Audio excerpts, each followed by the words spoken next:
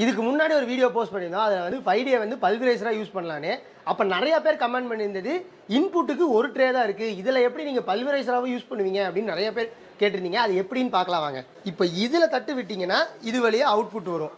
So இது ரொம்ப normal.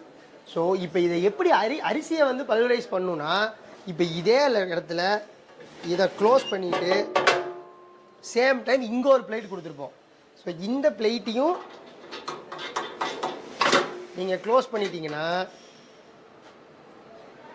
இந்த பிளேட்டையும் க்ளோஸ் பண்ணிவிட்டு இப்போ இங்கே அரிசியை கொட்டிட்டு எந்த அளவுக்கு உள்ளே போகணும் அப்படிங்கிற அளவுக்கு ஓப்பன் பண்ணி விட்டுட்டிங்கன்னா ஆட்டோமேட்டிக்காக உங்களுக்கு அரிசி வந்து பல்வரைஸ் ஆகி இந்த இடத்துல பேக்ரவுண்ட் இந்த இடத்துல அவுட்புட் வர ஆரம்பிச்சிடும்.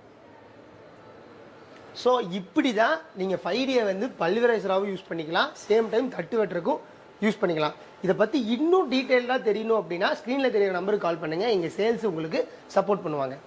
ஓகே.